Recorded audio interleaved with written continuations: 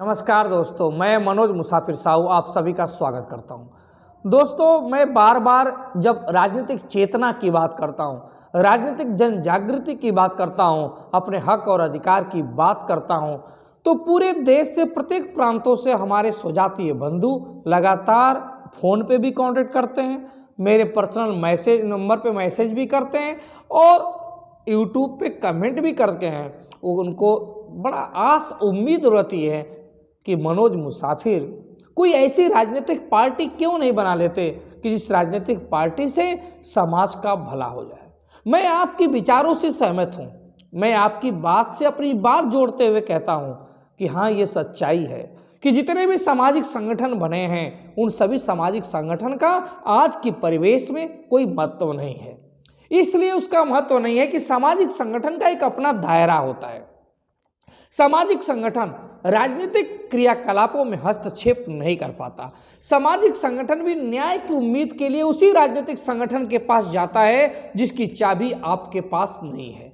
मैं इस बात को मानता हूं कि जिन जातियों का आज तक विकास हुआ है उन सभी जातियों की अपनी खुद की राजनीतिक पार्टी है। ब्राह्मणों का अगर विकास हुआ है, क्षत्रियों का अगर विकास हुआ है तो उनकी खुद की राजनीतिक पार्टी, उनकी विचारधारा वाली पार्टी भारतीय जनता पार्टी और साथ में कांग्रेस है।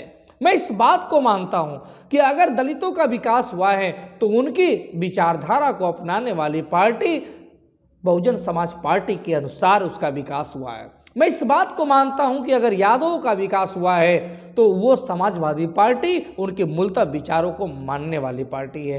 अन्य छोटी जातियों का भी अगर थोड़ा बहुत विकास हो रहा होगा तो वो निश्चित रूप से उनकी बनाई हुई पार्टियों के बदौलत ही विकास हो रहा होगा। मैं इस बात को मानता हूं।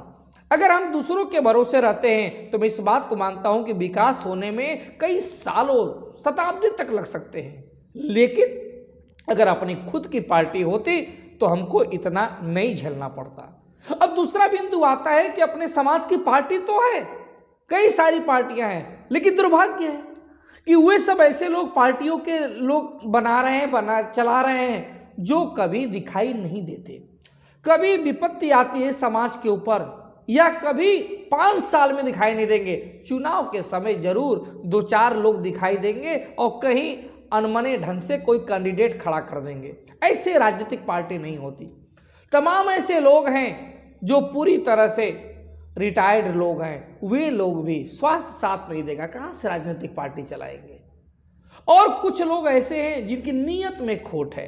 कोई आप राजनीतिक पार्टी बना रहे हैं अपने समाज को न्याय दिलाने के लिए, लेकिन आप कभी भाजपा के योगी जी के पीछे पीछे गिड़गिड़ाते हैं तो कभी अखिलेश यादव के पीछे पीछे गिड़गिड़ाते हैं। गिड़गिड़ाने वाले लोग राजनीतिक पार्टी भला कैसे चला पाएंगे। राजनीतिक पार्टी तो निश्चित रूप से मेहनती, संघर्षशील, स्वाभिमानी लोग ही चला सकते हैं, लेकिन दुर्भाग्य है कि पूरे देश में अपने समाज की कोई ऐसी पार्टी दिखती नहीं है। जरूरत है आज अपने समाज के लोगों को न्याय दिलाने के लिए एक राजनीतिक पार्टी की। जो आप कहते हैं वो मैं भी मान रहा हूं, लेकिन हम जैसे लोग चाहते तो हैं कि राजनीतिक पार्टी बना के जितने भी हमारे समाज के युवा दर दर की ठोकरें खा रहे हैं, जितने भी हमारे समाज के युवा कांग्रेस हो, भाजपा हो या लालू जी की पार्टी आरजेडी हो या नीतीश कुमार की पार्टी जेडीयू हो या अखिलेश यादव की पार्टी सपा हो, इन सब के पीछे जो सेल्फी के लेने के पीछे भागते हैं,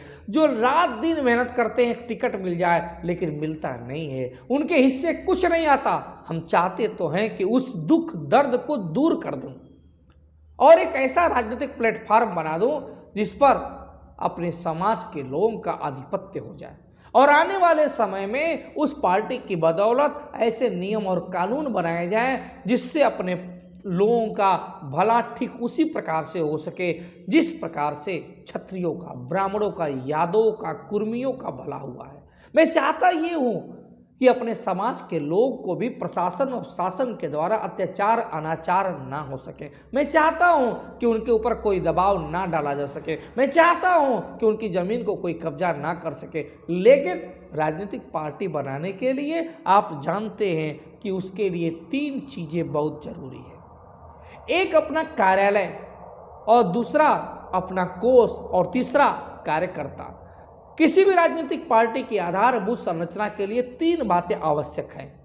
अपना खुद का कार्यालय होना चाहिए, अपना खुद का कार्यकर्ता होना चाहिए, कार्यकर्ता जो समर्पण भाव रखता हो, और साथ में कोष की व्यवस्था।